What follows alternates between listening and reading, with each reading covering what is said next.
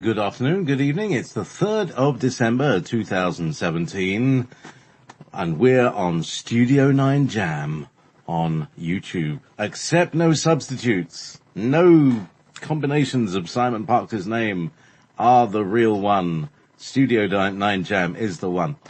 And tonight, here we are. Simon Parkes, good afternoon, good evening. How are you doing? Hi, JP. Hi, listeners. Well, I can't believe it's December. Amazing, isn't it? It's whacked by, hasn't it? Yeah, it has. It's gone by really quickly. So I'm fine, thank you. Yeah, still good. How about yourself? Are you okay? I am very well. Gotten over my latest bout of ascension symptoms. Ascension symptoms. They call them. Well, you know, there's you get a lot of headaches and stomach issues and things like that. As the energies rise, and you know, we're all purging along with along with the world. Well, perhaps that's a good phrase to start with. Purging the world. Let's purge the world. All right. So this last 9 days have perhaps been some of the most busiest. Not for me personally, but for me keeping up with things and talking to people, and changes occurring that the last sort of few days, I've not seen anything like this for a very, very long time. Positive, not negative. So I want to run through some of the things that are happening and are slated to happen. There's a guy who's doing the rounds at the moment, and his name is Robert David Steele. He's a genuine guy, as far as I'm concerned, and he's an ex-CIA, not a handler in the sense that we would understand the word handler, but a CIA case handler. This is a guy who would have a certain number of individuals or operations, and his job would be to coordinate that. So you're not a field man necessarily, and he's been popping up and doing a number of interviews. Now, what was interesting was on our last radio show, JP, I'd said that there was a lot of gold hidden in tunnels, and that's what the Vietnam War was largely about, and to a lesser extent the Korean War, and that's why Donald Trump and Putin et al. Were meeting in North Vietnam. And on the blog that you have, there are a number of people, trolls, I suppose, people who just don't have much brain really, who were saying, oh, it's all nonsense, Simon Parkes has gone too far this time, and it's all hot air, etc., etc.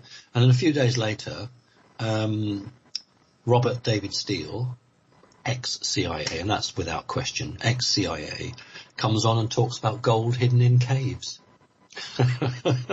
So you heard it here first. That's not to take it away from Mr. Steele, but the information that I got was probably 3 days ahead of what he got. But the very fact that an authenticated CIA, ex-CIA, beg your pardon, operative was saying what I'd said a few days beforehand should really put an end to people who think that I blow hot air. And there's a number of YouTube videos with this guy, Robert Steele, being interviewed by different people. So if you grab some time, they're not long, only about 20 minutes or so, you can have a listen to that. He's quite interesting because some of the information he's got, I've got. And also somebody sent me a link from Benjamin Fulford. And I did listen to that, and I would agree with most of it. The only thing I won't agree with is that Benjamin Fulford has said that the HQ for the CIA, which is the Langley base, was actually raided by the Royal Marines, beg your pardon, by the Marines, the American Marines. Just for our American listeners, we have Royal Marines in this country, so I got confused. The Langley base was attacked by or raided by Marines. That is not the case. However, what the British don't understand, because we don't really have it in our country, is that the American Marines also have their own air assets. And for a long time, the Marines used the Harrier jump jet aircraft, which was a British invention. But I can say that a number of aircraft belonging to the Marines flew very low passes over the Langley base to warn them. And the Marines have the word Marines written on the side of their aircraft, so it was very obvious they were doing. Now that's important because the Marines are loyal to Donald Trump. And we've talked before about the CIA or the FBI or the NSA and how these organizations are riven between some supporting one group, some supporting another group, but the vast majority sitting on the fence, waiting to see which side is going to become the power play leader, and then they'll jump into bed with that individual. So that was important, that the Marines have actually shown that they are prepared to be a tool of the president. And in this case, it's for a good purpose. Some of the files held by the CIA were passed prior to this, were passed to the NSA. The NSA encrypted them because they have the best supercomputers in the world. And they believed that they had some of this information which related to paedophilia. It related to lawmakers in the United States, to members of the press and media, to members of Hollywood, to the legal side, and some military who had indulged in paedophilia or who had been blackmailed by compromising photographs when they were in a paedophile situation. Those codes have been released. Now the question is whether, and passed to the president, the question is during this holiday period whether the president will release them. Now you would think that he would just release them straight away. The difficulty for him is that a lot of the names there are members of his own party. For British listeners and European listeners and world listeners, Donald Trump is a Republican. And some of the names held by these organizations are Republican and funders of the Republican Party. However, Mr. Trump, President Trump, has a real opportunity this holiday period to release some names. And that's really important.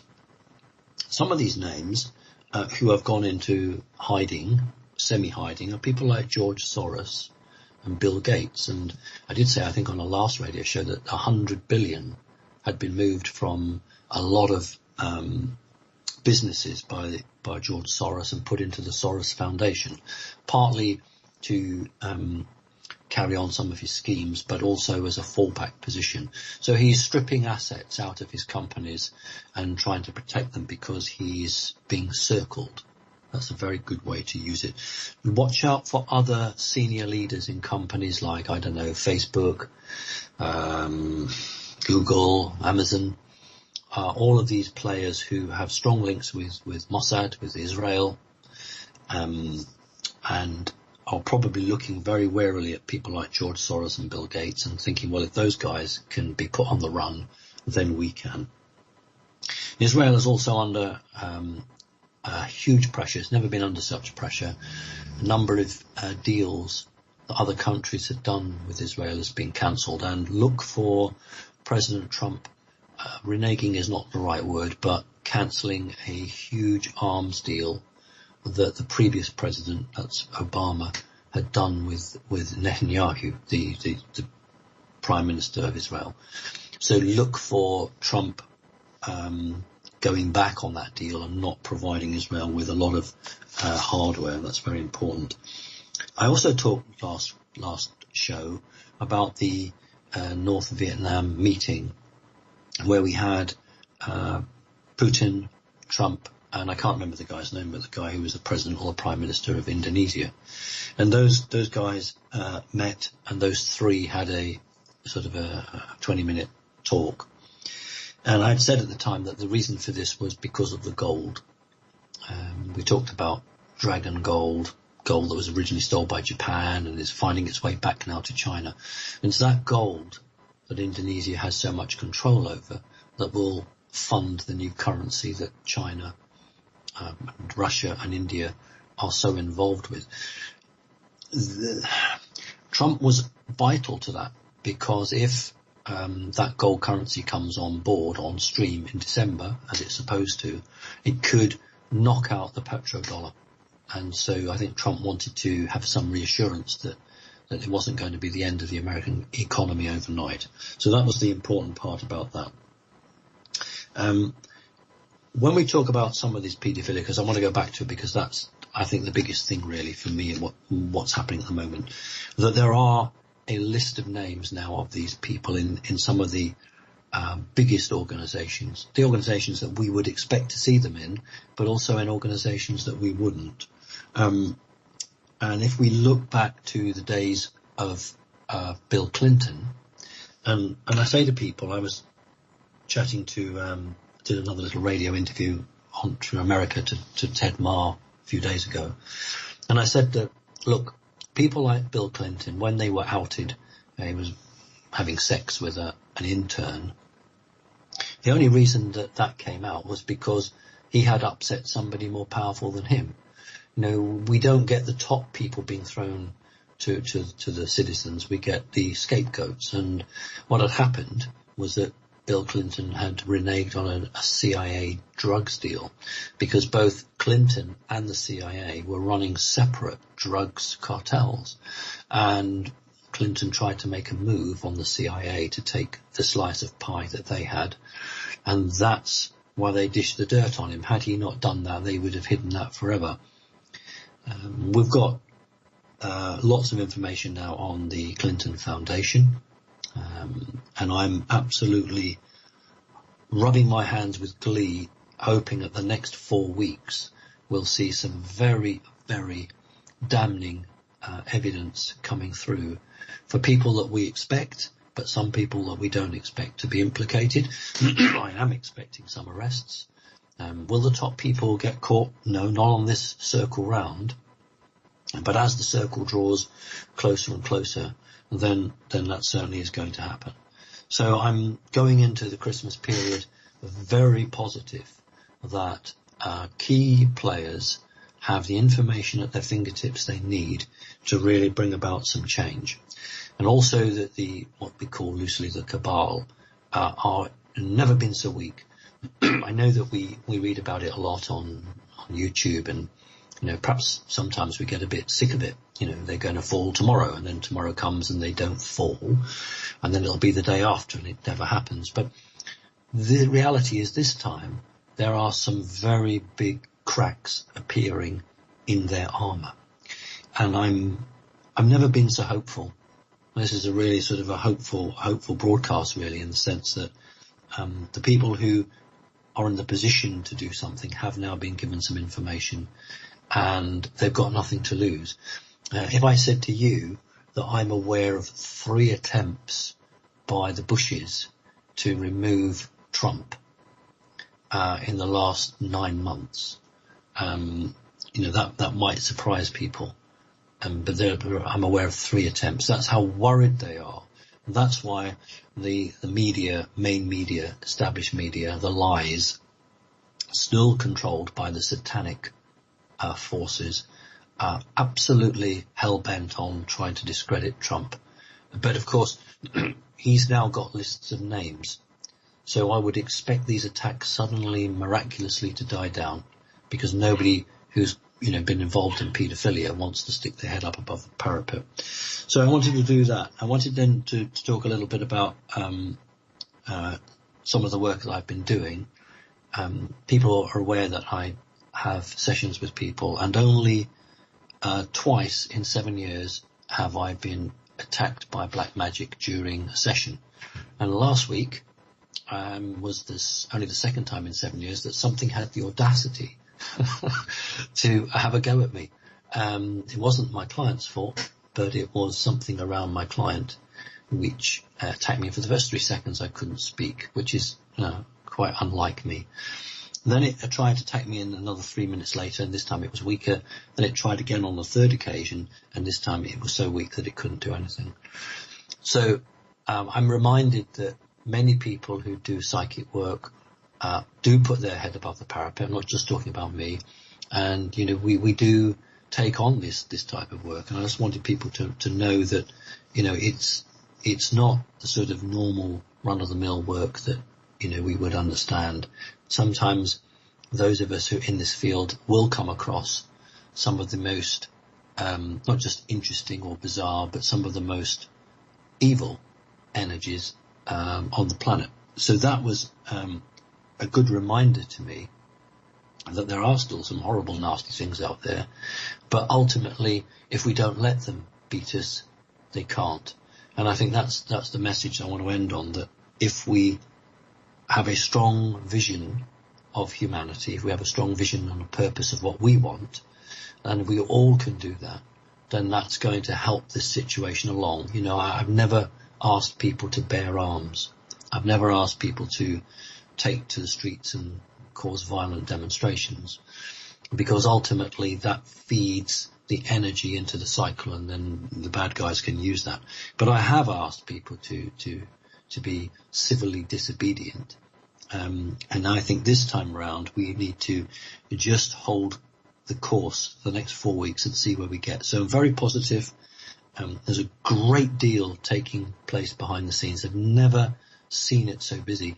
It has to be, because we are now ending 2017, 2018, and I was not the only commentator, what are we talking now, 5, 6, 7 years ago, who projected 2017 and 18 as big changes. I remember sitting in my then front room being interviewed by Miles Johnson. This is a good few years ago now. And in fact, actually, Win Keach was next to me, and we both independently talked about 2017 being absolutely crucial. And if we look back on what's happened, just because we've had false flags, I know they're negative, but it's a sign that humanity is raising its consciousness, because the bad guys are resorting to these attacks. We've never had so many fake attacks in our history on this planet. And the reason that they're one after the other rolling them out is because that's all these brain dead people can do. That's all they can do. My favourite term is the evil nasties. That's all they're capable of. They cannot think outside. They can't actually come round the table, apologise, and see if we can work something out. This is their stock way of replying, and it hasn't worked. The people of America, the people of Great Britain, didn't roll over and die. We didn't turn on every Muslim. We didn't turn on anyone that didn't look like us. Ordinary people who are not awake and aware are now walking around shaking their heads saying, this isn't right. Something's very wrong. And also want to reiterate that people of Britain will see more police officers on their streets this Christmas than they have ever seen before.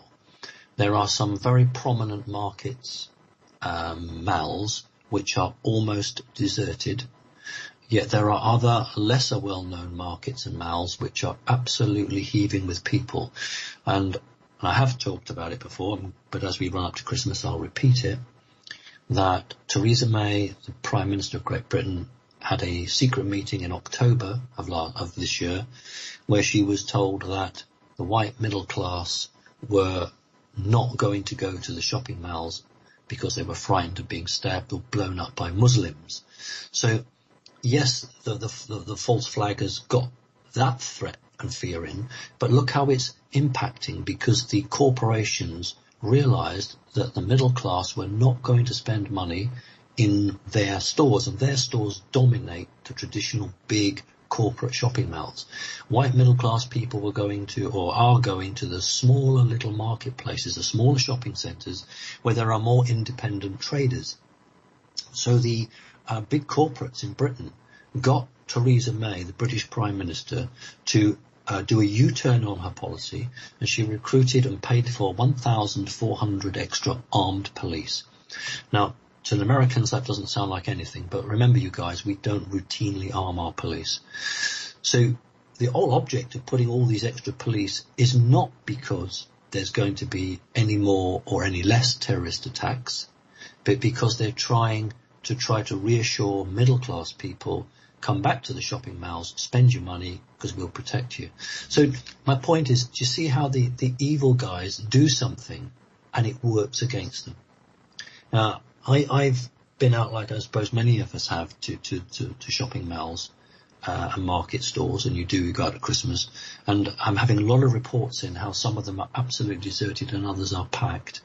So that is why, ladies and gents, you're going to see more police on the streets than you've ever done before. But it's not because they're expecting more terrorist attacks. And that's really, I want to do that. I'm the 17th. I won't be around because I'm doing a conference, but I have agreed with JP I'll do 1 hour's pre-record.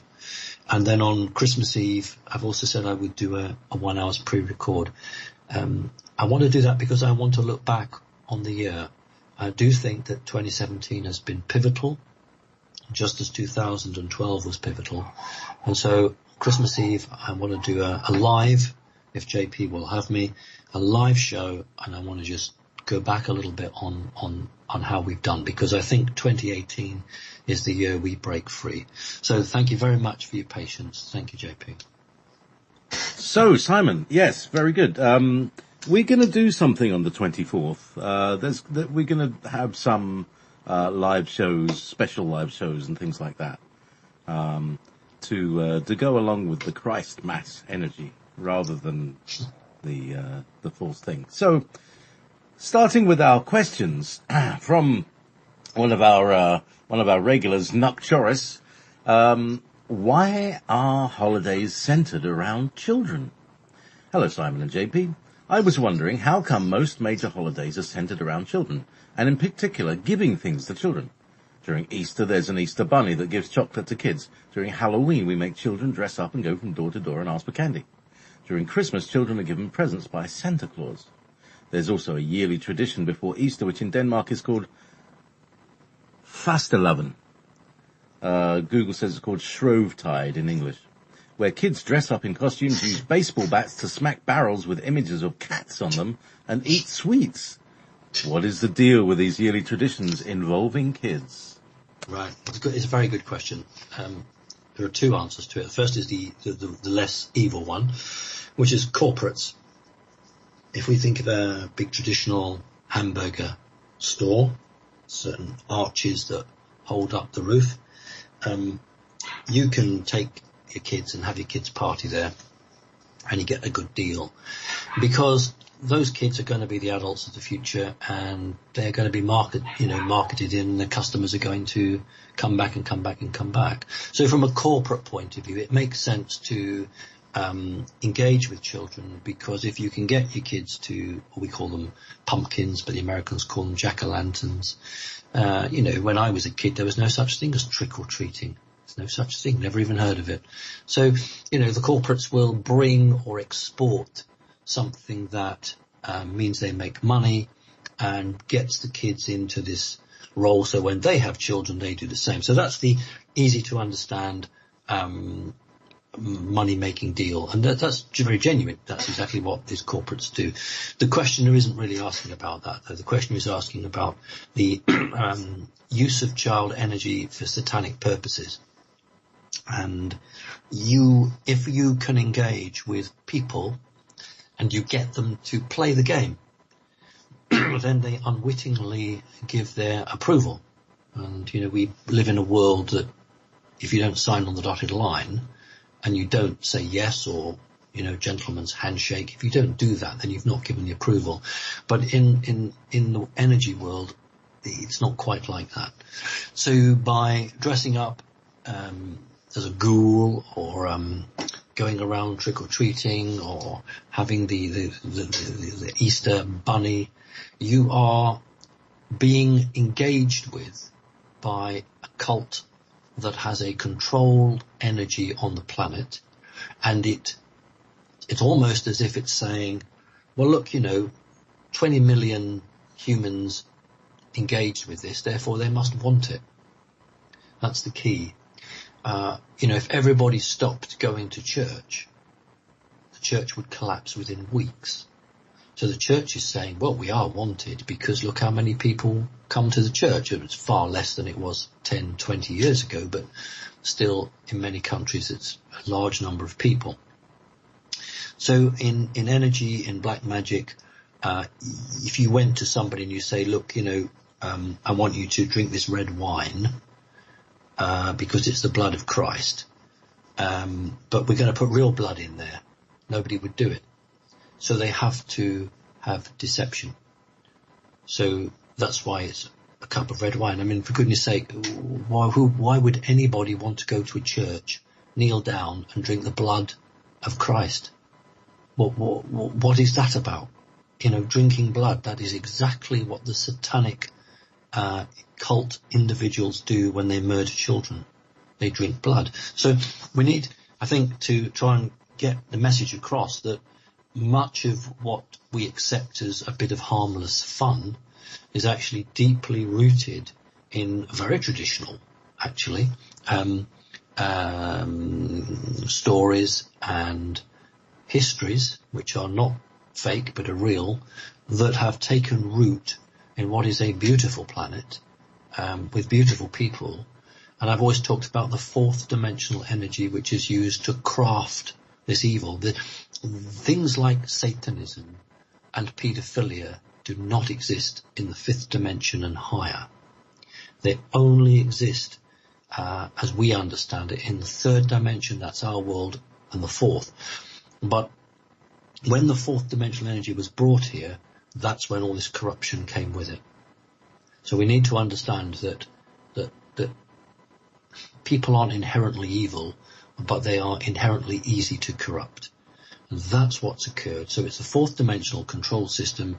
I don't want to stop anybody's fun. You know, if I had the power, would I stop Easter bunnies? No, I probably wouldn't. But what I would do is I would want to explain exactly what all of these elements are and who they come from, and you can trace them back to Babylonian gods, and you can trace them back even further. So I think people need to know that when they buy a sweet with such and such an image on the front, that they might actually be, in a very small way, feeding not their child with their sweets, but feeding some entity or some force. Now, you can't go to unawake and unaware people and just hit them with that, because that's just too much. But what we can do is bring evidence, and that's what I'm hoping in the earlier address, where paedophilia, I hope some of these names are going to be named and it's going to come out. Because once that floodgate doors are broken, then I'm hoping that more will come out and people will actually see this is not isolated incidences. Oh, look, there's a Catholic priest here. Oh, look, there's a scoutmaster here. Oh, look, there's this guy in Hollywood. They're actually interconnected. They are all part of a very big spider's web. And the sooner that ordinary decent people understand that, the better, because they are going to be so disgusted that they will want something to happen. So it's a really good question. I understood why you were asking it, and you're absolutely right. There's a hidden agenda under all of that. Thank you. How interesting that our listeners lost the audio during that last thing, but it's here recorded in at least 3 places. So, yeah, do your worst, boys.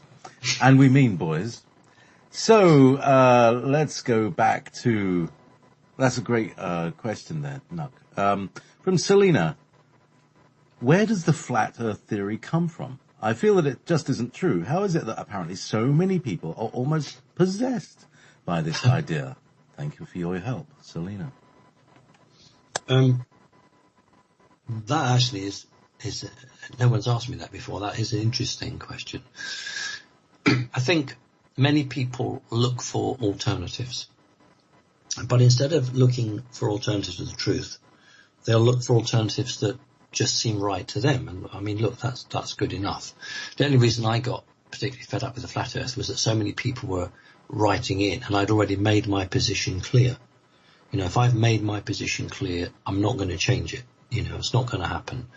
So I would suggest that it goes back, right back to the times of Stone Age. You're looking at a culture that was spiritually hugely advanced, but scientifically, technologically poor. So if you stood on a piece of land, you would, to your eye, would appear that the land ended and the sky began, or the land ended and the ocean began, and it does appear to be flat. So it's something that's deep in our psyche. You know, it's something that, you know, how does a cat know how to pounce on a mouse if it's never seen a mouse before, but it knows to pounce on it. And there's certain things that we all do instinctively.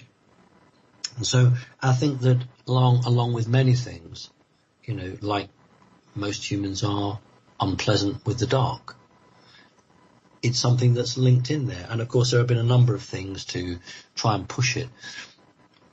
Why would certain people want to push the idea? Well, maybe they believe in it, and that's fair enough. You know, if someone has an opinion, then we really need to let them speak, and we really need to listen to them. But there are some very nasty reasons for doing it, because if we were to go back in time, we would understand that when the term science was coined, certain theories started to challenge those people who were in control. Now, they either bended or faked those theories to suit their own. And where they didn't, like Tesla, for instance, they just got rid of it. So a lot of the science that we have has been changed and altered to keep the status quo as these evil nasties want it to. And a human race that is pretty dumbed down would accept that we were on a flat earth, would accept that they have to do what they're told, except they're very happy to have a job, and thank you very much indeed. That's what they want. They want people with no expectations, no ideology of what they want. They want kids to stop saying no and yes sir, no sir. That's what they want. So peddling very simple answers is what they do. And for goodness sake, I mean, look at YouTube. When I go on YouTube, some of the adverts are just inane twaddle, and some of the shows are just. I think a chimpanzee would probably be very bored after about 15 seconds, and yet this is what is being pumped out, not because all of the viewing audience want it, but because these satanic controllers are under instructions to not make people stupid, because they don't want that. What they want is learned people, but only people who can recite what they want them to learn. What they don't want is free thinkers. If you're sitting watching a load of nonsense for hours on end, you are not developing, you are not questioning, you don't have any time to look into yourself and develop yourself. You are looking at two people fooling around, or in a voyeuristic situation where people are being thrown out like Big Brother, all of these programs. And that is the way it is. And I just see the flat earth as just another little way of people being taken off the true path. So that's my answer. Thank you. Oh, yes. I always thought it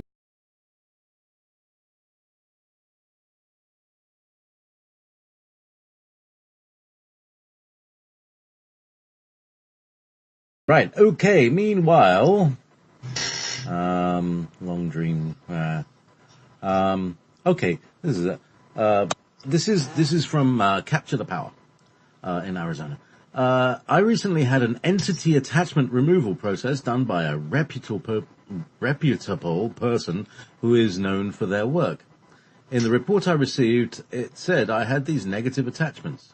A very tall white Draco reptilian with wings described as very negative, an Anunnaki that identified itself as reptilian, and a military grey alien attachments. I am trying to figure out how I could possibly have reptilians or greys attached to me.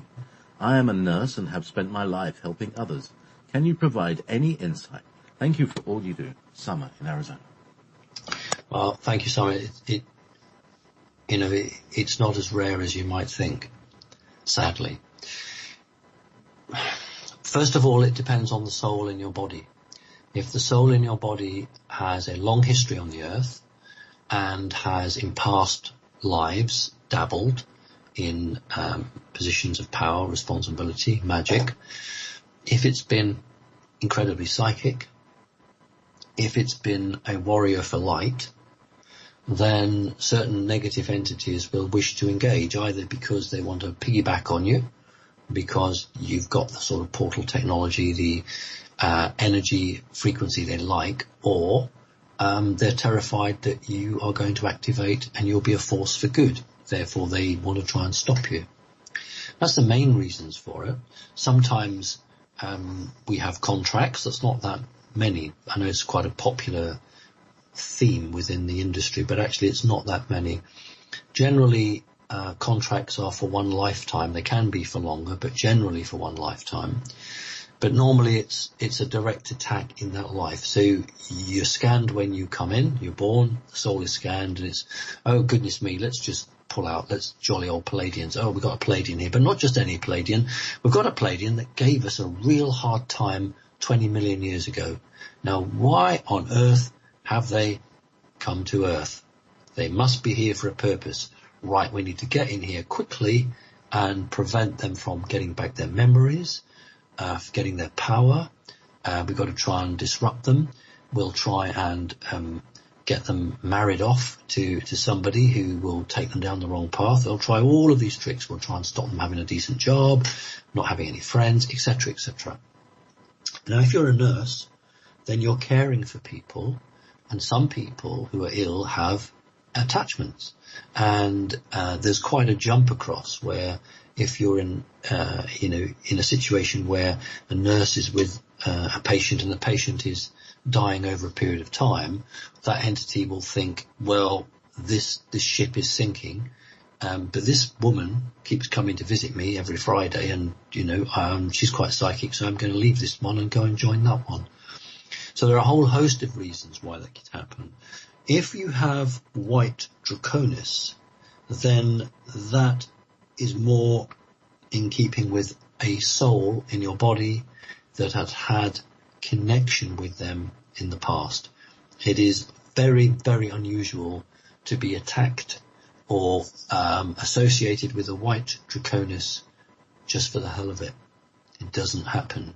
Very few of these beings about. They're very careful with their time. And also they wouldn't associate with something that wasn't, as they considered, worthy. Remember, this is their opinion, not ours. So if you have seen or you've had that, then that's the case. The other thing I just wanted to say, I don't know who you went to see, and I wouldn't want to know, so I don't comment on other people generally. But it's always very difficult for someone to say, you have an attachment. It looks like a chap in a red coat with a sack on his back and a white beard. Oh, it's Father Christmas, for joke's sake. But let's just say someone says you've got the character. Well, if you as the individual don't know this, then unfortunately it's their word on yours. And you have to make a judgment whether that individual is really seeing that and whether they're trustworthy. Now, in most cases, they are trustworthy and they are genuine because they have a gift that they can see and you can't. And the reason for that, of course, is how the world works. Because if everybody could see these fourth dimensional entities or interdimensional entities, then these guys would be out of a job because they couldn't get into your body or infest your auric field. So most humans don't see or feel these creatures, but they do feel something's wrong. And that's the key. So if an individual has seen them and you felt there was something wrong, that's why you went to him or her, and they've done that, then you should see quite an improvement in your life. So my answer is, in your case, I would think because the soul in your body in many lifetimes has been in a high position and has had connection with these beings. You may yourself have inhabited a reptilian body. If you go back 20 million years ago and you were in a female reptilian body and you were blood bound to a reptilian male, well, they'll still come looking for you. That's the way it is. So, yeah, it's a good question. Thank you. When we mean forever, we mean forever. It seems that way sometimes. Yeah. So, and is it possible, these are things that we talk about, like contract removal and things like that. Is it possible to release these long-held and probably toxic relationships? It is, but it's incredibly difficult. I've not talked about it for quite a while. there are more contracts that people have than they would perhaps realise. They're the obvious ones and the less obvious ones, and some don't matter, but some really do. You've got to have a key to break the contract. You see, most contracts just run on a lifetime basis, but some contracts can be soul connected. So it doesn't matter what body you actually have, that contract still runs true. But, you know, there is this get out of jail card. Sometimes you have to pay quite a price. But it is always possible to revoke contracts. Some are much harder than others. But in most cases, you need a key to do that. And I did talk about it about 5 or 6 years ago, where it's sometimes something that's happened that you have a memory back. And that's a key memory. And in order to invoke the get out of jail clause, you have to appreciate that part of the memory and understand that that contains the key to then saying, you know, I'm cutting my connection with you in this lifetime, and anything that may or may not have been agreed in the past finishes now, etc., etc. But that won't work on its own unless, generally anyway, unless you've got this key. So, yes, it can be done, but it's harder to break a contract than it is to remove an entity. For me, to get rid of an entity from somebody is reasonably easier than someone who has a contract, because if they've got a contract and they've had that contract since Atlantis and they've been coming back here regularly, then that contract is, it's pretty cast iron, you know, and whilst it can be broken, it's very difficult. It's a good question, thank you. Excellent. So, this is a question from Ellen.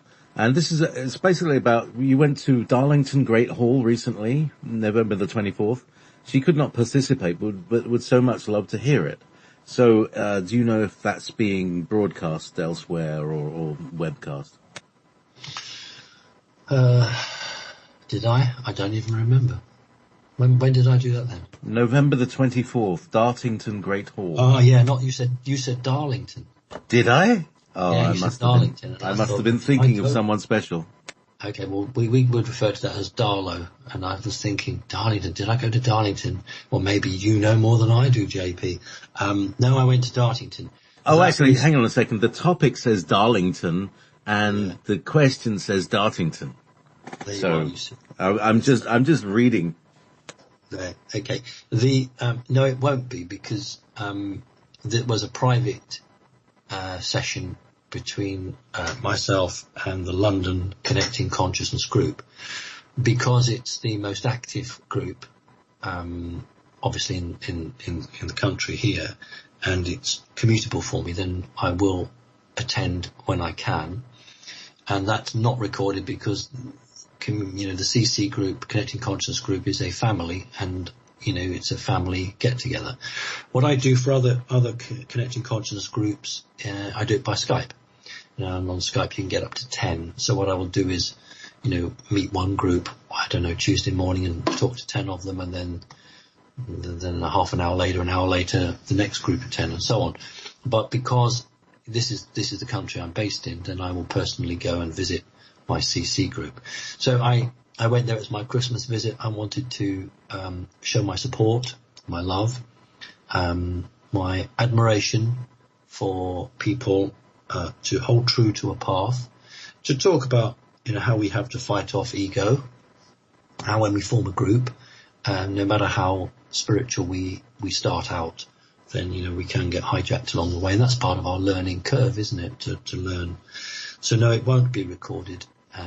And it shouldn't be recorded, and it shouldn't be reported, because that was a private session. However, on the 17th of this month, I am going down to conference down in Devon, and we're hoping, although I will be a live speaker, we're hoping David Icke has agreed to come on and do a Skype presentation, Sasha Stone, and several others.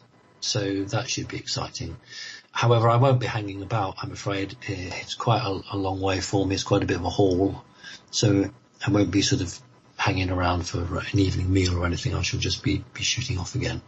But if anybody is in the location and they want to hear some of the other speakers, not just me, then, you know, please do come along. It's very reasonably priced.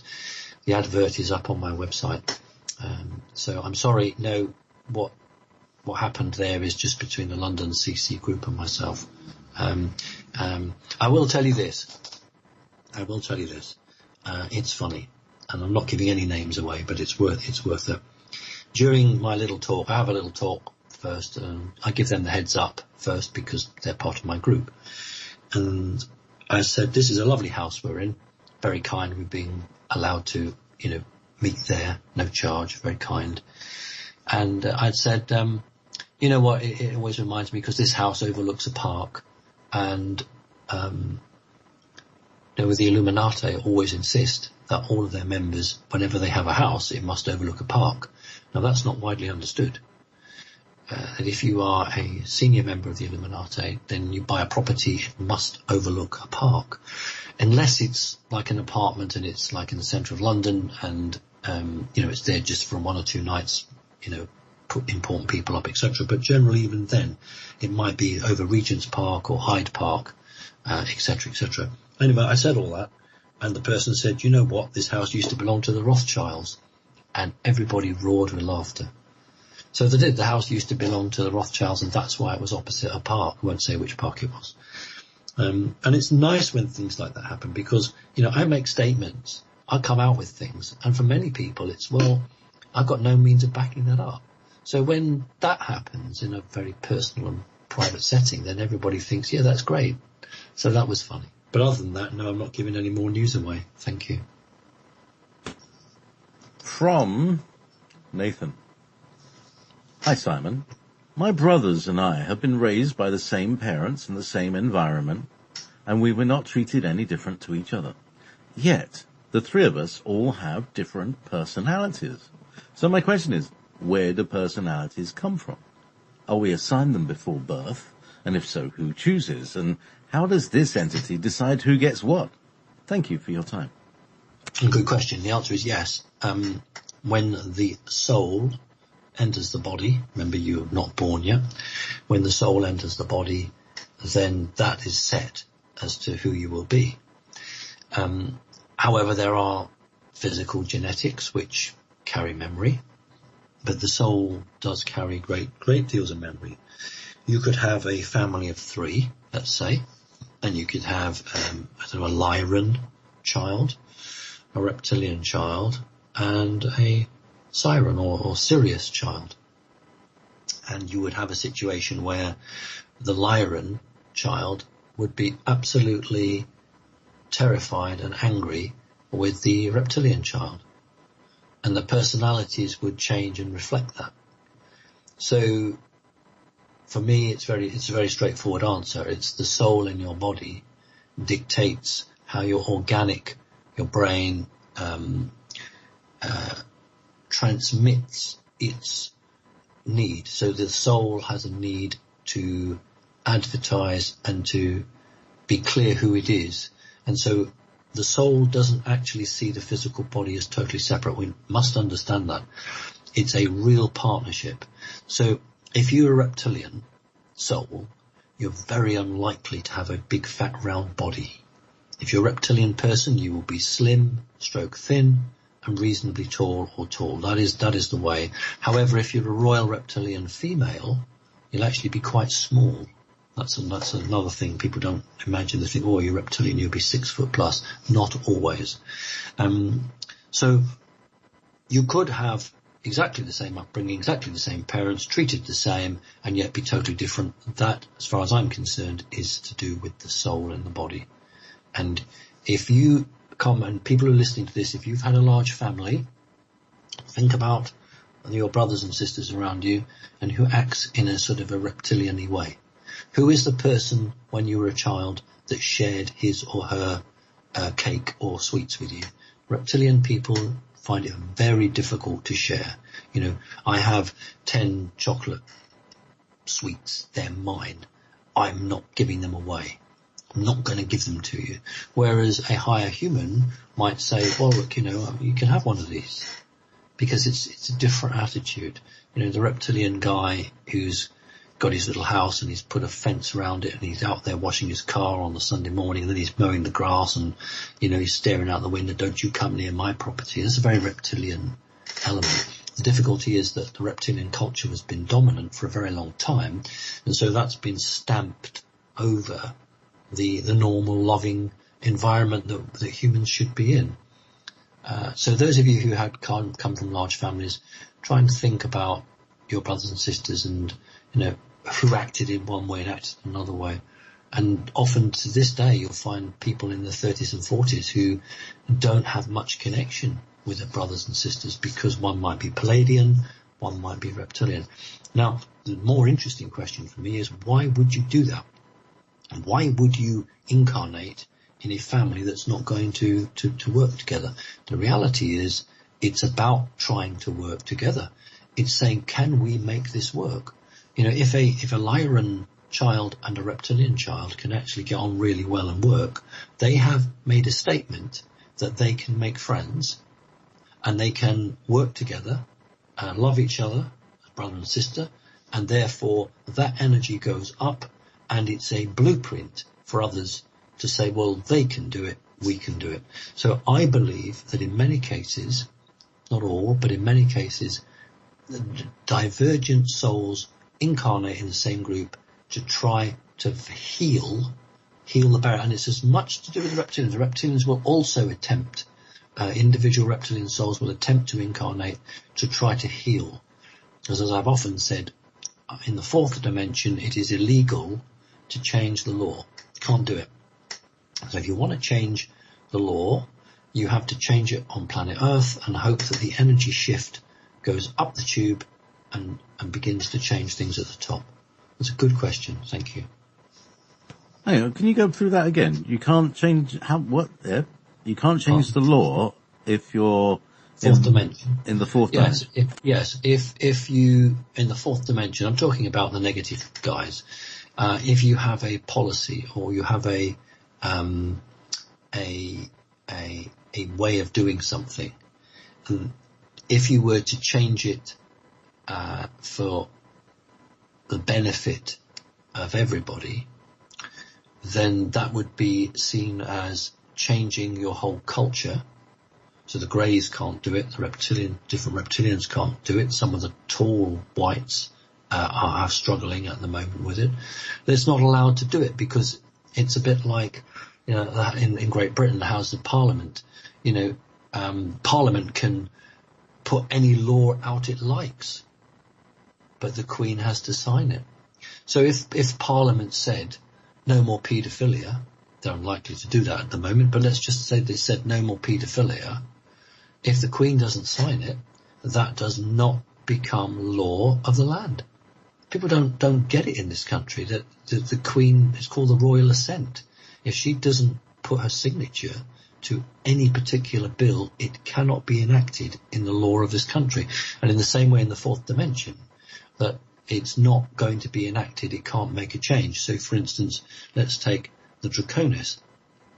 Many of them want a rapprochement. Many of them want a end to the division they have, and they want to actually evolve. But to do so would be to, have your head chopped off, basically, because it would be anarchy. So what they'll do is they'll incarnate in bodies on the planet, and those bodies that they inhabit are far more open to change, open to emotions, and their hope was that they could begin to influence their own family members, and they could turn around and say, well, look, we're not changing, it's that lot down there changing. But because they're changing, they're forcing us to change. So that was one of the tricks, really, they were using to try to alter their way they're going. Hope that helps. Okay, so we've got one more time for one more question before then. This is kind of following on. No, really, he's talking about the law. In the book, The Law of One, the Ra material, it is said that our Logos created the veil for us to learn faster. So the veil is considered as something positive. On the other hand, some insiders say that the veil will fall sometime after the event, and we will be able to remember our past lives if we want to. Please, could you explain what will happen with the veil after the event? I doubt that the veil, as the creation of our logos, can be fully disseminated. By the way, did you have a chance to meet with one of the Putin's advisors, as you said you were going to last year? With love and kind thoughts to you guys and all the listeners, Roman from Russia. Oh, it was really good. Let's go to the last one first. No, haven't. Too many attempts on people's lives at the moment. Not my own, I hasten to add. The cutting of the brake cables was quite enough for me. Thank you very much. And interesting enough, I just mentioned that, there have been 3 attempts on Trump in the last 9 months. So a number of key players will be meeting once. Let's say the most important thing for Putin now is getting this gold currency up and running officially. That is an absolute key point for him. The second key point for him is taking down the Bush / Clinton cabal. When that occurs, I think he'd be more prepared to come out of his fortification, his castle, and start meeting around. It's very funny, and so, just as an aside, I was hearing some commentators saying, can't understand why President Putin walks so funny.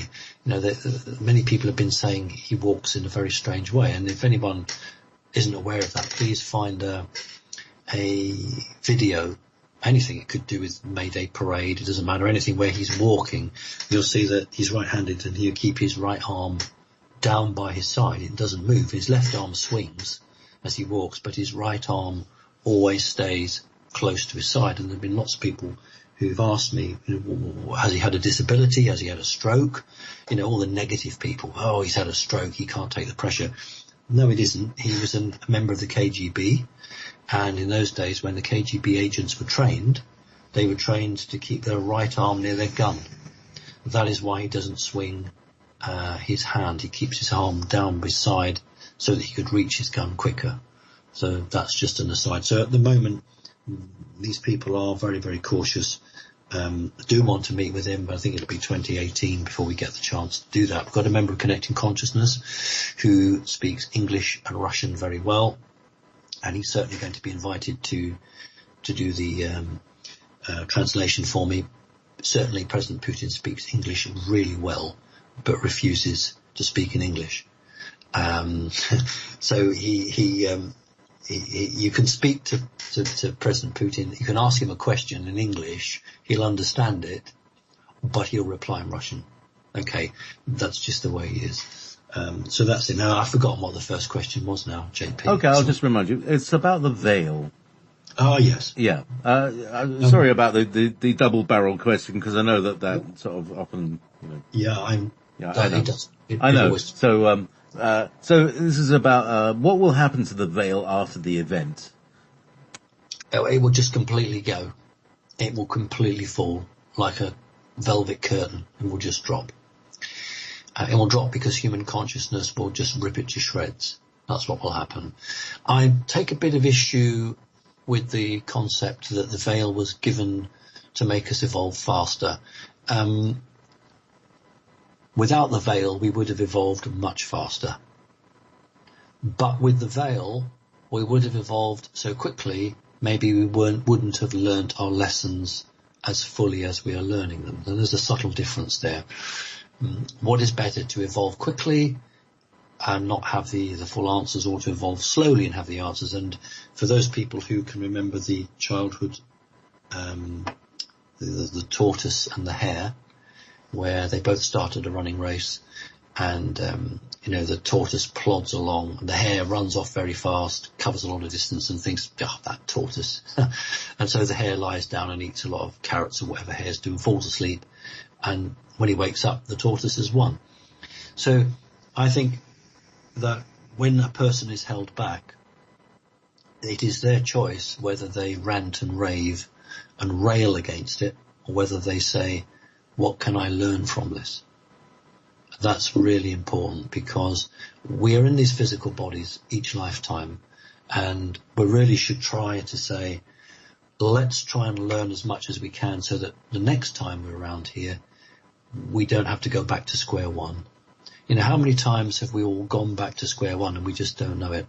So let's take every opportunity that we can to evolve. Thank you. It's tea time now, I think. I believe so. And Splendid. we're going to be playing a fabulous album I've been rediscovering, and I played it on the show a couple of weeks ago, and everybody's like, wow, what brilliant music. This is from 07, and the album's called Simple Things. It's just very chilled. Thank you very much. Thank you.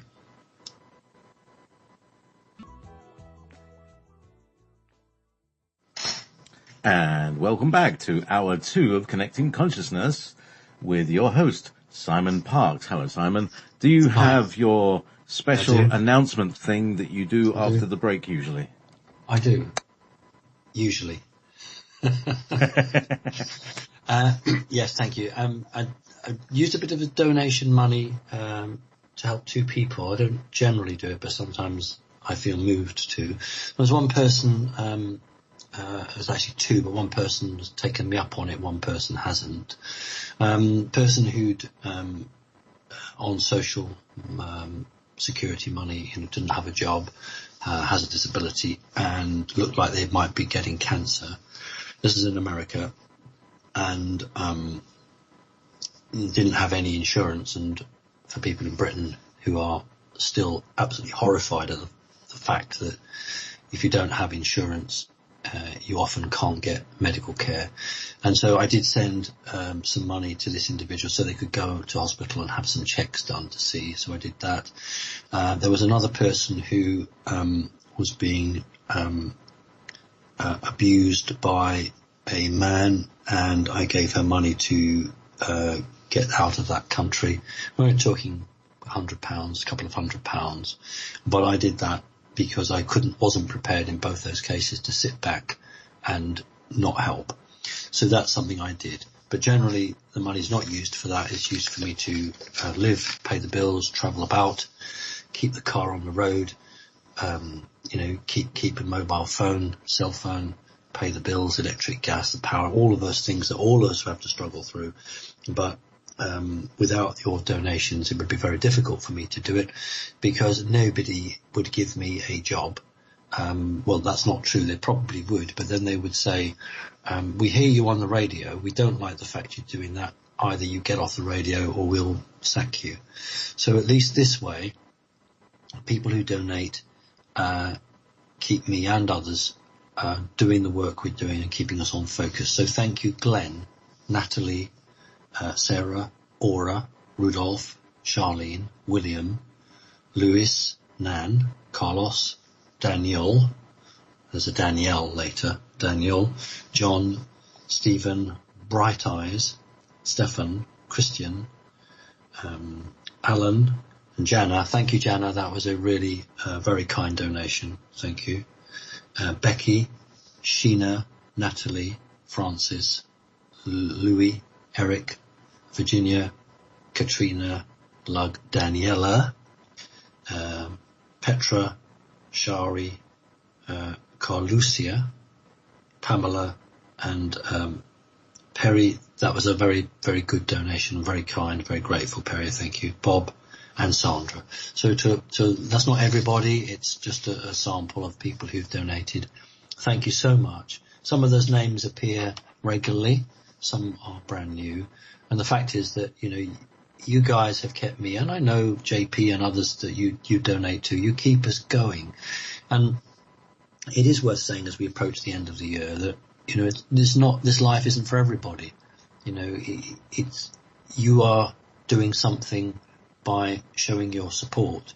And that's one way that, you give a few pounds, and that you're keeping that sort of battle going. You're doing your bit. And I honestly, truthfully can tell you that if it wasn't for this support, I couldn't do it. I just couldn't do it. So grateful. Thank you. So the question topic is food for thought. My name is Keith, and I am from Scotland. And I have one question. Does eating garlic and dark chocolate help prevent reptilians from eating us humans? I've been sending messages to Simon Parkes requesting help for more than a year and a half, and I've not received a response. Oh dear. This is the story. There has been a suspicious death in my family. My 14-year-old sister told her mother that she was going to die in 2 weeks' time, and my mother and another sister had an encounter with a UFO. I am an identical twin, and I'm having terrible health problems, and so is my sister, who has the UFO encounter, and family life has been hell. My mother died on the 1st of January 2012. So, Keith from Scotland, does eating garlic and dark chocolate help prevent reptilians? How do we... It might keep a vampire away. Eating garlic will not keep a reptilian away. Otherwise, we could say no Italian, I think Italians like garlic, apparently so. No Italians would ever be abducted. The dark chocolate, no, I've never heard anything like that at all. I personally don't eat dark chocolate, just too strong for me. But I don't think eating garlic or dark chocolate would have the blindest bit of effect on anything. Sorry that you haven't been able to connect with me. Some people have been trying for 2.5, 3 years, and then they finally get through, or their messages finally gets through. And of course, I'm interested that you were talking about a twin, and we know that the evil guys are particularly interested in twins. It's not just been Adolf Hitler. It was the Babylonian times, right back in history, where twins were seen as a great potential for the dynasty, for the ruling elite, and in later date for experimentation. So it's not unusual for twins to have had some form of contact either with satanic forces, military forces, or off-planet entities, particularly the Greys and particularly reptilians. So just try again, please. Please try again. But that's my answer. No and no. Thank you. This is from Alexander. Hello, son. Do you know which books on the Anunnaki are the most accurate? I'm interested in buying books written by Zecharia Sitchin, Michael Tellinger, and Gerald Clark. Do you recommend books by these authors? Thanks for all your help. Yeah. The Anunnaki. Yeah. The eternal question. Yes, I do. I do recommend books. Look, it's up to you what you feel resonates with you, but reading a book from Sitchin, for instance, obviously everything is subjective in the sense that it's your interpretation. When I talk about my experiences, it's my interpretation. But someone can be truthful, but they can feel differently from someone else, or they can, put a different slant on it. But ultimately, a truthful man or woman will give the truth, and the authors you've given are truthful in the sense that they have had those experiences, or they have genuinely decoded the old texts.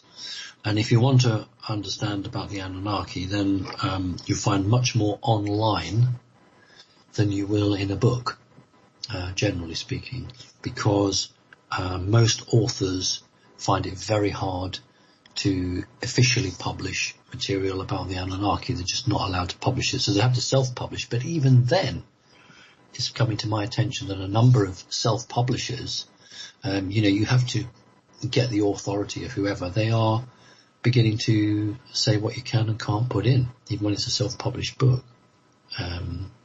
Unless you go to the printers yourself and do it, So, online, if you are looking for books, then Zecharia Sitchin doesn't actually explain who the Anunnaki are, but does explain the time zone of the Anunnaki, does explain the power play going on, and the reptilian lords giving way to the Anunnaki, and the Anunnaki then becoming the shopkeepers and running amok. So the shopkeepers given a list what they should sweep the store at 7 o'clock in the morning, and then clean the windows. They do that for the first, 5,000 years, and then they think, I'm not going to do that anymore. I'm going to do something for myself. And that's what we've got. We've got a load of shopkeepers who are indirectly stroke directly related to the Anunnaki, who have given up the plot. And instead of managing the planet, they are managing it for themselves.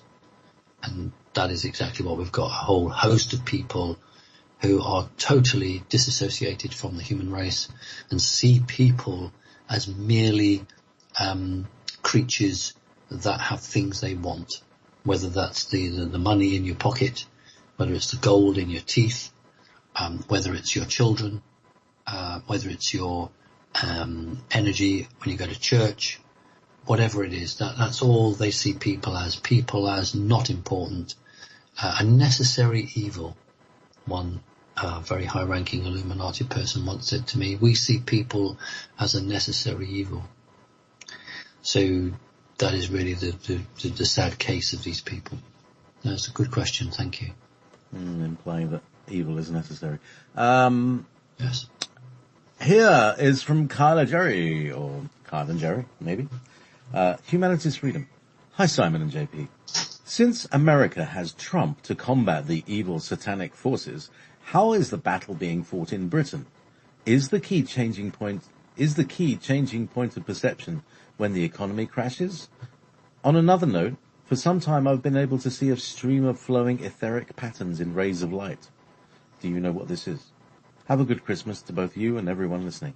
So, how is the battle being fought in Britain? Let's do it the other way around. The stream of light is interesting because you're possibly seeing the encoding coming in. I've talked before, and I'm sure others have, how the frequency of light from the sun has changed.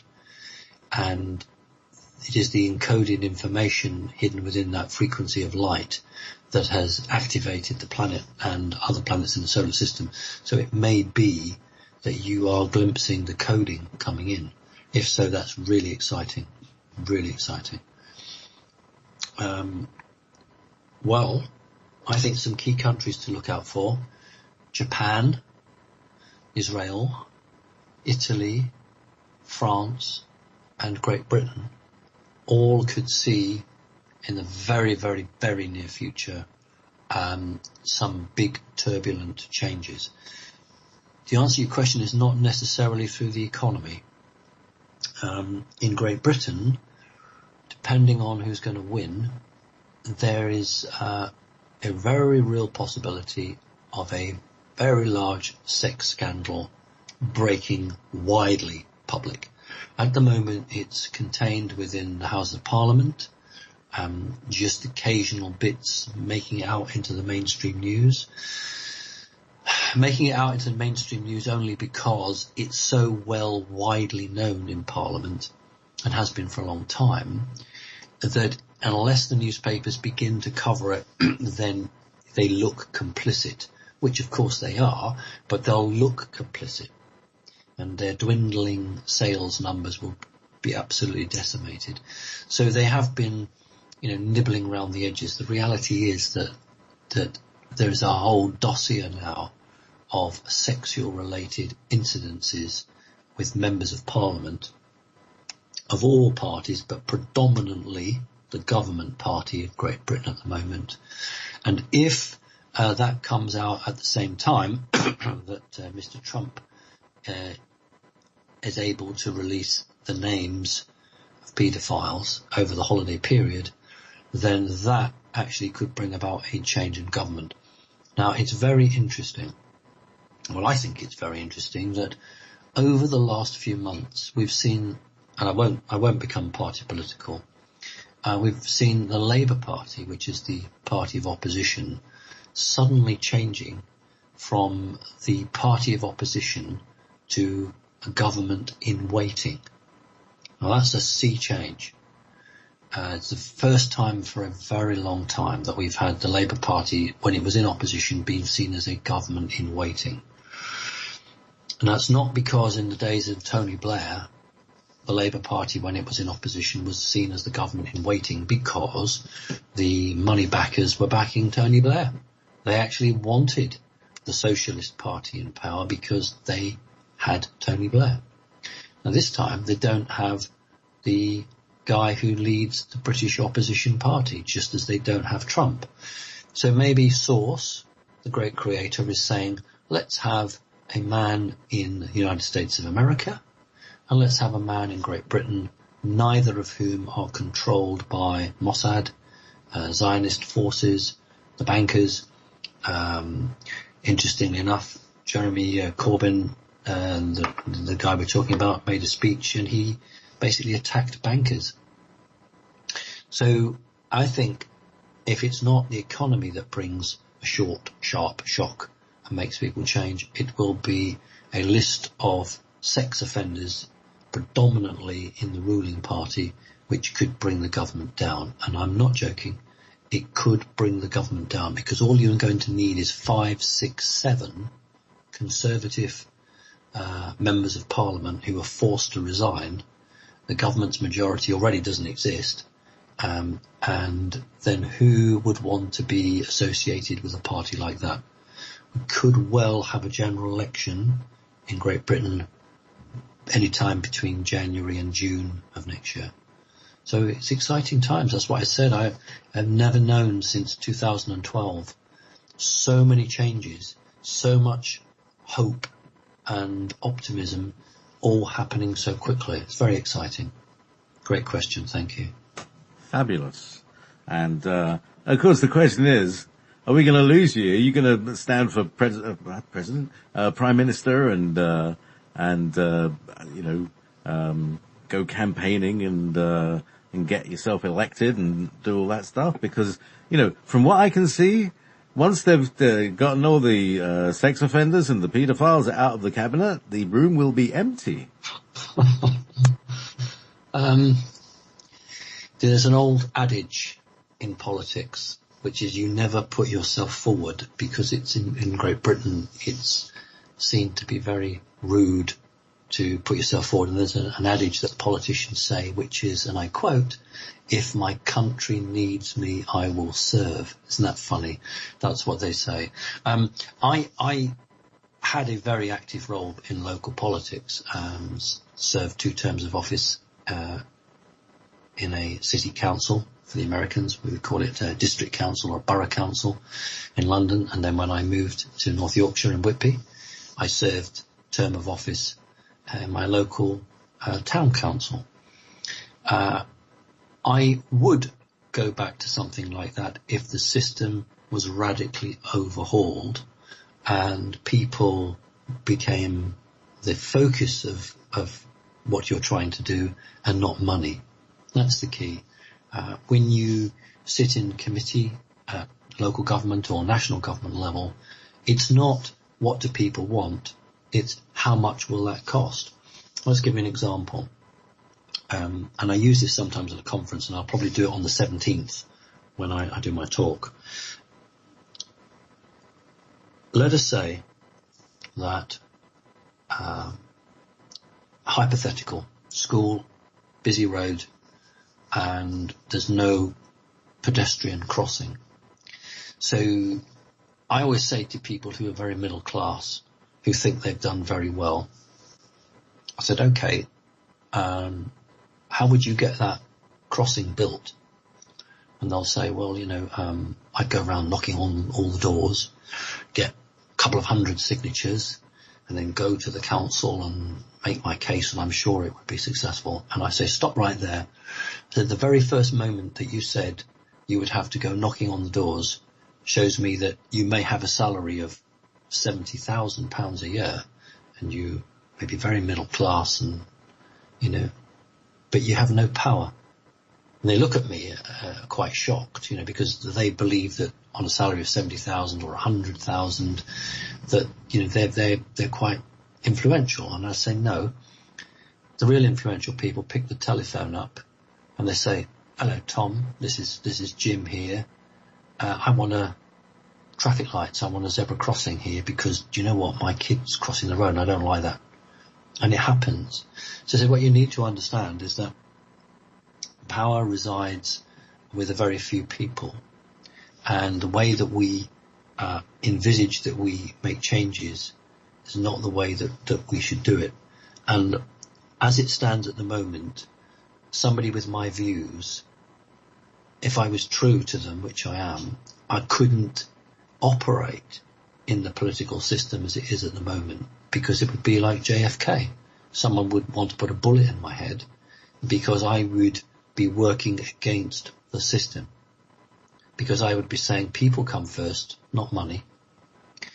I would like to be in a position, and I'll be honest with you, I would like to be in a position where there was disclosure and there was a higher human federation backed off planet meeting, and I could be one of the people who would at least advise the government in terms of not panicking, because one of the things I'm really worried about is when certain truths come out, there's going to be a knee-jerk reaction, as we say here. There's going to be a real panic, not from the people, but from those who have always held power.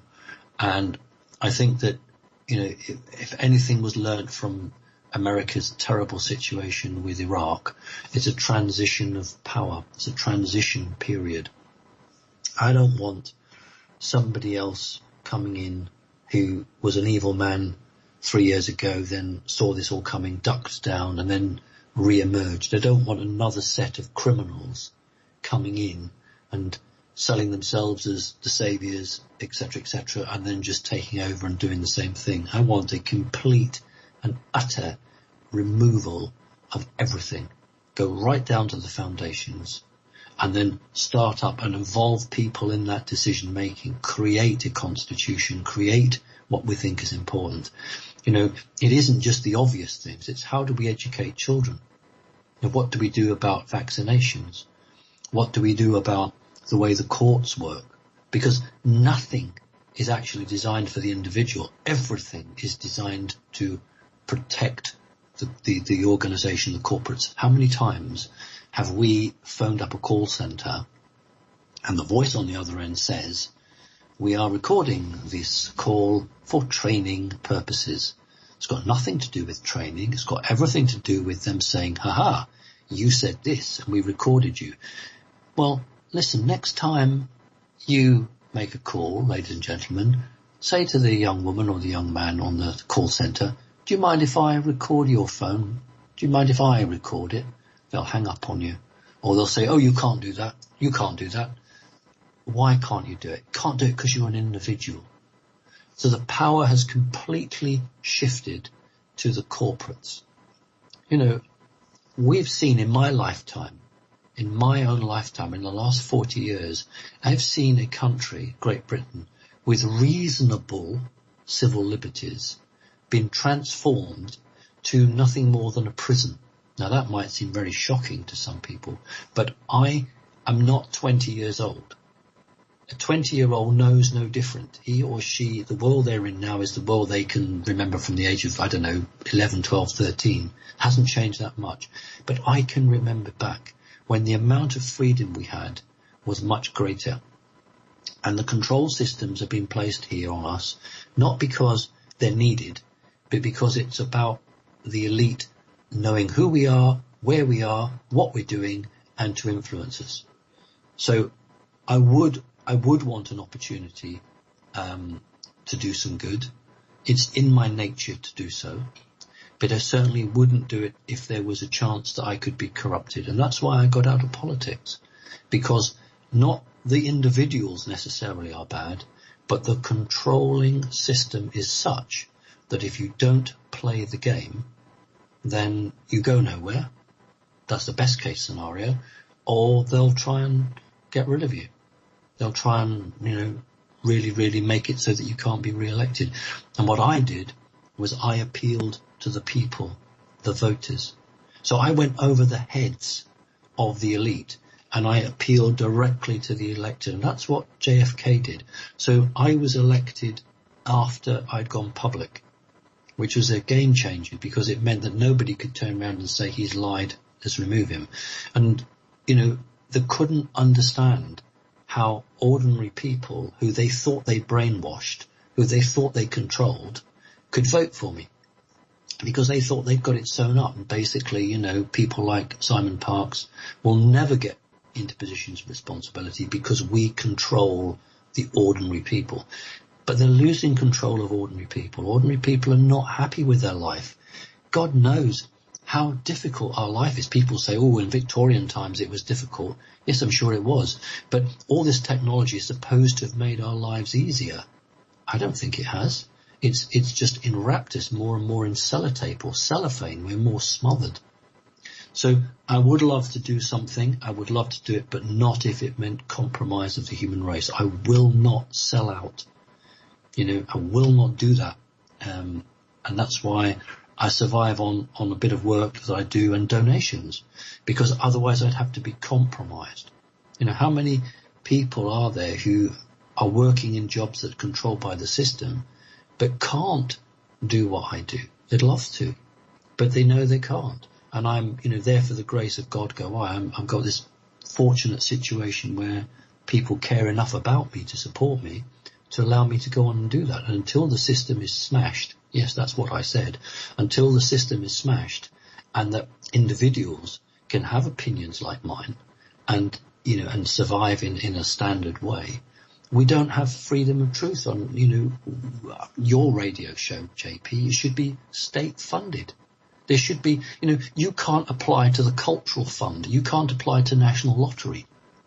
You know, if you're a council and you've got a big park that was built in 1890 and some tumbled down old buildings, you can go to the National Lottery and get £1 million, £2 million to do up your park that a few people use, a couple of dog walkers, and that's it.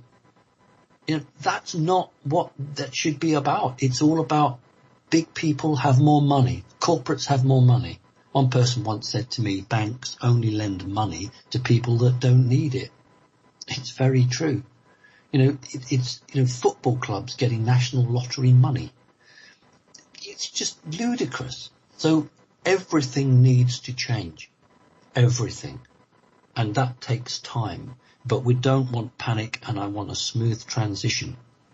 So yes, if the opportunity ever came along, of course I would, because why would I do what I do to fall at the last hurdle? So it's a great question. Thank you. So, Simon, there is a question. It contained the keyword, and so I placed it into the chat room that is behind our conversation. Are you able to see that, or do you want to look at that later after the show? Okay, thank you. I've read it. Okay.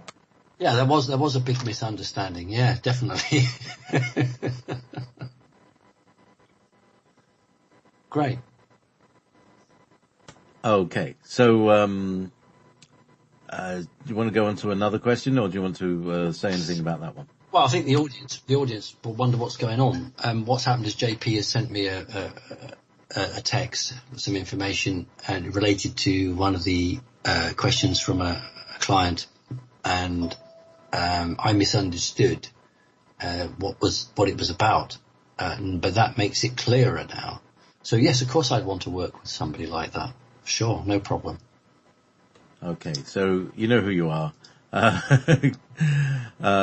So the next question is from Kamal.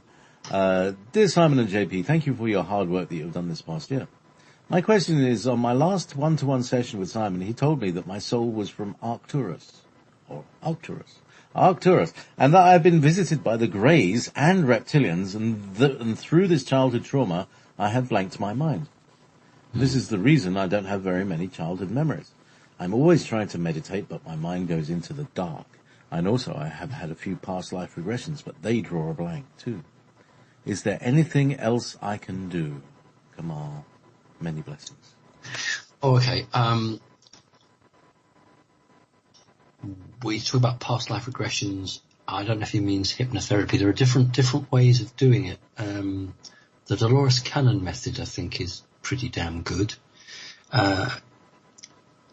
If a person is not able to evolve because they have this blockage, and the blockage is such that it affects their ability to ascend, and I'm using the word as we all understand it, then I would say that hypnotherapy is a really good way forward. I don't usually push it, but there are some occasions when it's vital.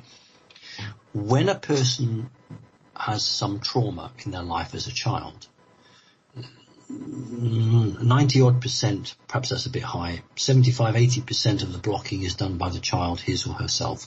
The rest is done by the abuser, or if it's not abuse, it's just terribly shocking for the child, by whoever's coming in and, presenting to the child. But nevertheless, there's a block there. Now, if the block is created by the child, then hypnotherapy or one of those sessions, if handled correctly, and that's the key. There are plenty of decent, good people out there that can help you stop smoking or anything else. But if you go there and you say, listen, I may have had some trauma as a child, I may have been abused, or, the greys may have come and visited me, you will find 99% of these people will hold their hands up and say, listen, I can't deal with that, I'm sorry, I've blocked, etc. There is a small number of people who will accept it and have worked with it. Now, that's important that you find those individuals.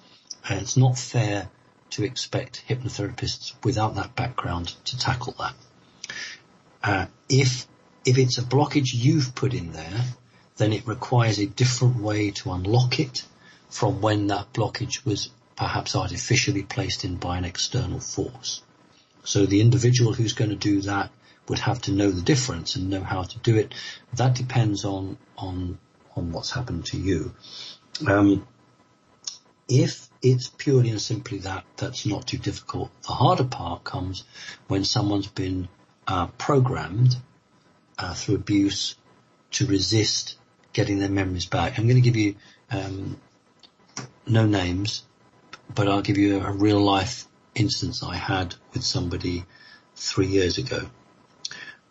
This is a guy who was very genuine, wanted help, but didn't want help. And I need to explain that. There are many people that soul wants help from me, but their mind is mind controlled and doesn't want that help. And that's why I always say to people, imagine, especially my American clients, imagine the Grand Canyon. You're on one side and I'm on the other. And there's a rope bridge between the two of us.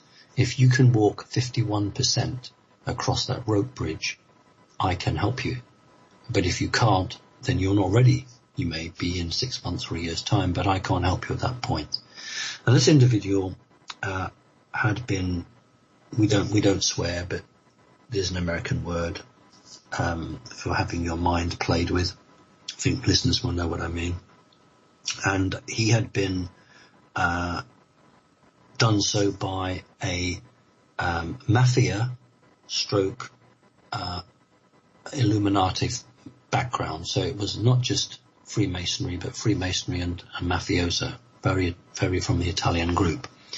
And he had terrible abuse, and he had alternate personalities, and he was an assassin. And like several people who are high profile and are in prison at the moment, he had killed people. But it had been his alternate personality that had come on and done that. And he was quite open with me. But he had a lot of blockages. Now, what was fascinating was that one of the tools that I use for deprogramming, and I'm not going to say what that is, but I use one tool for deprogramming, and he remembered as a 5-year-old child watching the same thing that I was going to use, and he was being electrocuted while he watched it. The point being there was they realized that whatever it was, I'm not going to say what it is, that's readily available, is a key, crucial deprogramming tool. So I think they call it aversion therapy. So he was being electrocuted whilst watching a certain video. So that if I showed the video, all he would remember is the pain from the electric shocks. So he couldn't be deprogrammed, that's the key word, by that particular approach. So there are many reasons why we have blocks. Sometimes they are quite straightforward and simple, where something traumatic happens, a reptilian walks through the wall, or appears to walk through the wall.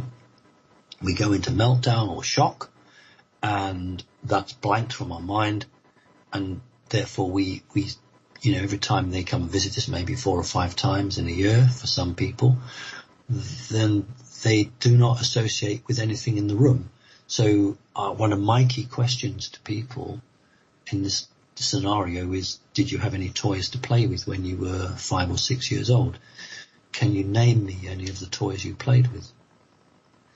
And these are key questions. We also have to be aware that when there's a walk-in, when another soul comes in and takes the body, they don't always transfer the information. So let's say, for instance, a Palladian soul enters a human body at the age of 7.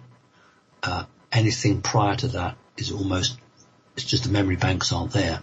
So often somebody will say, well, I don't remember, kindergarten, or I don't remember this and I don't remember that. It may not be they were abused or had threats. They may well have had a walk-in and the souls did not transfer the information. In the last 7 years, I've had the privilege of meeting 3 or 4 people that contained 2 souls before one went away. So let's say, for instance, the reptilian soul was in the body, the Palladian came in. There's usually a quick handover. But in those few cases, they resided for about 12 months together. So there's lots of reasons why we would be blocked. But the key for you is to find people that understand. Otherwise, they'll be banging on down a certain road, which it won't do you any harm, but it just won't take you forward. And for those very, very rare cases where people have suicide programs or self-harm programs, going to an untrained hypnotherapist in that field is disaster. You cannot afford to regain your memories if you believe you've had high-level MK Ultra or Monarch programming, unless you have somebody who is there to deactivate certain programs. So always take advice, research those individuals. Do they have the knowledge? And if they have the knowledge, then by all means approach them. It's a good question. Thank you. Okay. Now.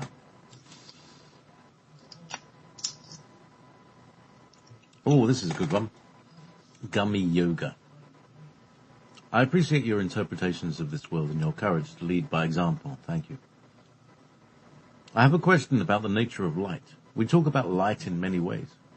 Some of us are light workers. Some say we are beings of light. Thomas Edison and crew created a light bulb. Oh, right. On the first day, God created light, but did not create a moon and stars, things we think of as sources of light, until day 4. What exactly is light? Is it more than one thing? Should we have more words to describe different types of light? Thank you, from Jeffrey from Chicago, Illinois. Let's take away the light bulb. If you think about pure energy, we could describe that as light.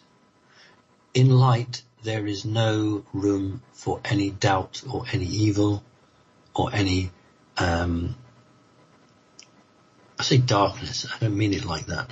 There's no place for corruption. That's a much better way for me to describe it. So when we talk about the light, we're talking about an uncorruptible white light. And we have to be careful, because it doesn't mean that white is good and black is bad. Otherwise we'll fall down the trap that so many in the past have fallen. But the reality is that the frequency of light becomes higher as you go up the spectrum.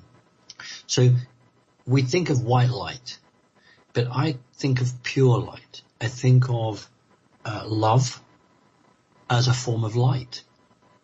And if it's uncorruptible, then the bad guys can't do anything with that. If you put a gold coin on a table, then people will fight over it. But if you write the word love on a piece of paper, who will fight over that? So it's about saying love and light has no monetary value. It only has the value that good people give it. So you can't go and buy food with it. You can't go and buy a motor car or a cell phone with it. But you can show somebody love, and they can then repay you in love. And there's no monetary value. There's nothing there. And if you say, well, listen, I'm going to love you, and I might get something back, that's actually not white light. If you say to somebody, hey, listen, I'm going to give you this and I don't want anything in return, that is the purest gift you can get, because then if someone gives you something back, then you've educated them. And I've said this story before. I'm going to give it again. It's about a good 5, no, it'll be longer. It's a good 10 years ago. When I lived in Whitby, I had an allotment. I really love, growing things in the ground. Although I didn't have the sort of time that I needed to do it properly. And there was a real lovely old gent who had the allotment opposite, and he had a bit of a mental condition. He just collected wood. Literally any bits of wood, he would collect it, and his house was full of sticks and outside, and the allotment was just one pile of wood. And one hot summer I was watering the allotment with a hose, and he didn't have a hose.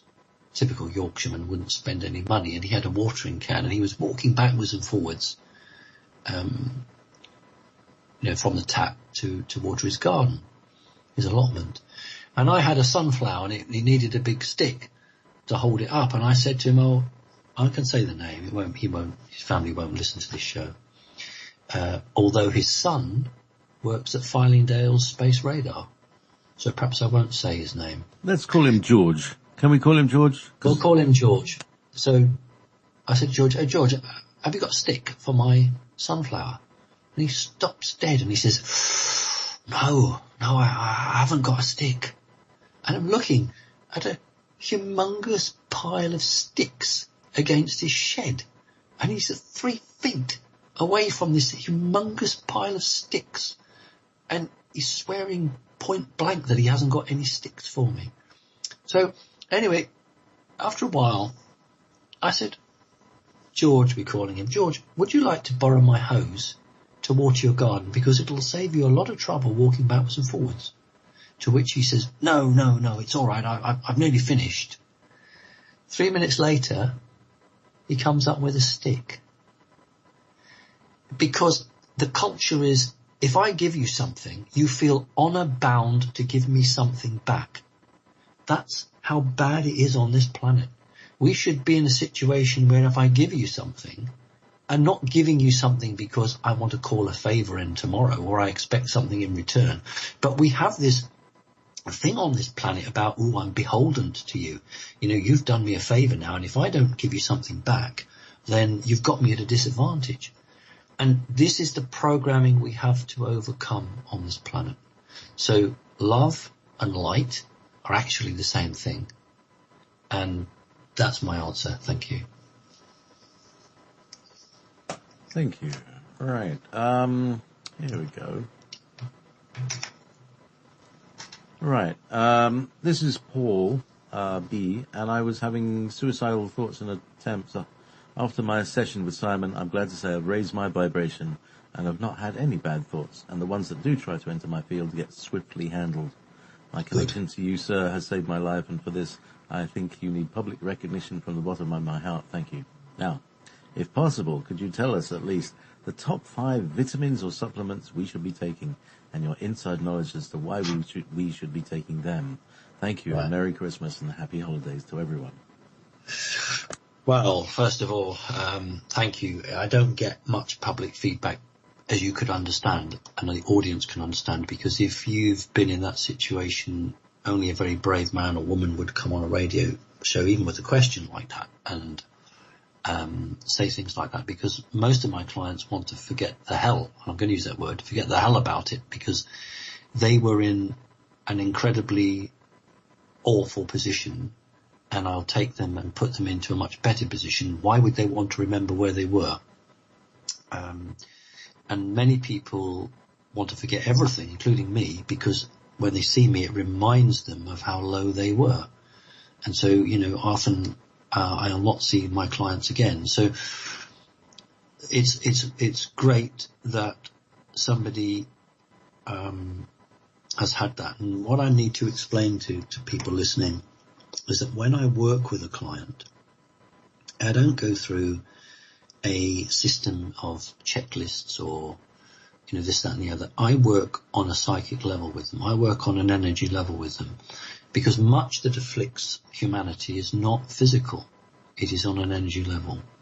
So I'm really glad that, you've had that advantage and you've got better and you've gone through with it. So stick with it. You will be attacked. All of my clients who have been deeply in the control of the cabal, who I release from that, will still be attacked. But those attacks grow weaker and weaker as time goes on. Don't be, the main body of the question, don't be tempted to go to a certain high street and buy a tub of multivitamins, because they've probably got absolutely very little useful sustenance in them at all. You are much better off doing proper research online and finding reputable, small, usually small, organizations that specialize in minerals. I mean, there's a certain high street, I'm going to be so careful here, a certain high street store that sells supplements who's owned by an estate agent. And you find that organizations now that perhaps were once experts in certain fields are no longer. So what I would say is, and JP, you're going to go with the D3, aren't you? D3, absolutely. Yeah. And C, as pure as you can get it. If anyone can get me, I love those little fizzy ones, but I don't like the aspartame. No. So, the other one I'll just quickly come back on is that, I've got to be so very careful. I had to take my another cat to the vet. Had to have x-rays, nearly broke the bank. Not the high street bank, but the banker Simon Parks. But fortunately it was all right. But what's interesting, the reason I'm bringing it up is because the owner of this vet's chain, it's not just one off, it's a chain of vets, was the chief executive Vision Express glasses, spectacles. And what you've got, the point I'm making is that there are people now who are buying out, whether they are vitamin factories or vitamin retailers or what have you, and they know nothing about the organization. All they are is businessmen. And this is where a businessman might, I'm not saying in this case, but might say, oh, look at this tub of multivitamins. It costs £2.50 to the customer. It costs us £1. But you know what? If we take everything good out of it, fill it full of rubbish and sawdust, it only costs us 3p.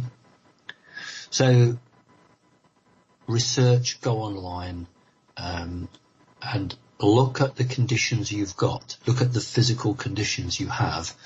If you're in a situation where you work and you don't get much sunlight, have a look at what supplement might help you. If you're one of these typical people that don't like their vegetables, look at that. So don't just go for what people tell you. Look at your own physiological conditions. Look at the way you're living. Think about mine and other people's warnings about how we're being poisoned or polluted. Do your research as to what vitamins actually can help you to fight that. So I'm happy to back up JP and the D3 and the C mineral, but I don't want to give you a list. I would much rather that you looked at your own physical body, did your research, and you chose what was appropriate to you. Thank you. Yeah, thanks, Sam. This is slightly, well, it's from Poland, so I'm going to sort of paraphrase it. This is right. So I'm from Polish country. I'm disgruntled by the Polish church and stupidity of most of faithful and good, honest people of the God. I want to know, what is the role of Poland in the world and the Polish people's blindness, the Roman Catholic deception, and what can the citizens do to be free from this madness? This demonic activity must be stopped. God bless you all. Much heart from Poland people. Thanks. Good night. Thank you. You're right. The demonic activity must be stopped. It must be stopped. I'm not going to criticize a people. I think what we would do is we would understand why a people are the way they are. If you're a landlocked country and you've got big players around you, you'll have a certain psyche. You will create a certain way. I mean, look at the British people, the English people. Let's be quite blunt here. The English people who had an ocean and always had an ocean around us, and as a result of that became very arrogant. The last time Great Britain was successfully invaded was 1066, 1,000 years ago. So if you're in a situation where you have Austria next to you and you have Germany on one side of you, and you have great big, for hundreds of years, power play going on, then if somebody comes and establishes a church, maybe you take to it far easier than you would had you much more independence. So I'm not going to say the people of Poland are any more stupid than anyone else. I think that if you are a rural setting, a rural community, and you have only in the last recent few years moved to an industrial setting, then you are more likely to embrace religion because you are relying on somebody else. So think about in the Second World War, when the Russian troops broke into Berlin in May 1945, vast numbers of those Russian troops were peasants, and they'd never seen running water. Remember, we call it a tap, and you call it a faucet in the States, but they'd never seen running water. So what did the Russian troops do? They got saws, blades, sawed off or hacked off these taps, faucets, carried them all the way back to Russia, and thought that when they turned them, the water would come out. Now that, you'd fall about laughing, but actually that shows the level of education.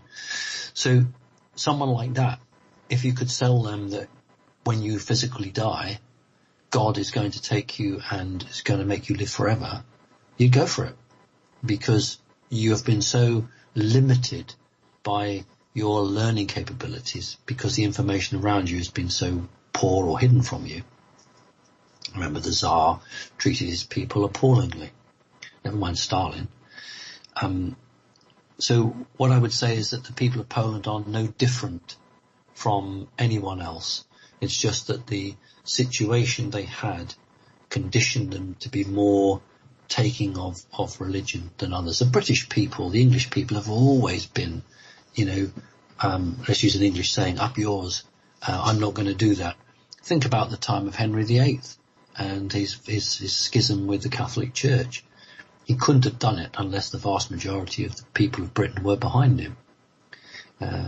So no, I just think that, if you're in a country that's had a lot of issues and problems, you will turn to God. The difference is that my understanding and the understanding of the listeners is that the God that we understand is not the God that is the God of the Bible. Simon? Yeah. We're right out of time. Oh, there you go then. So, maybe this is the subject of one of those, famed webinars that we were going to do. No, it'll never happen because you always promise it, but you never have the time. Well, maybe I should start making time. And talk about it seriously. Maybe in the coming year, it helps me. Okay. Thank you very much, Simon. Any parting words? No, because we're out of time. All right then.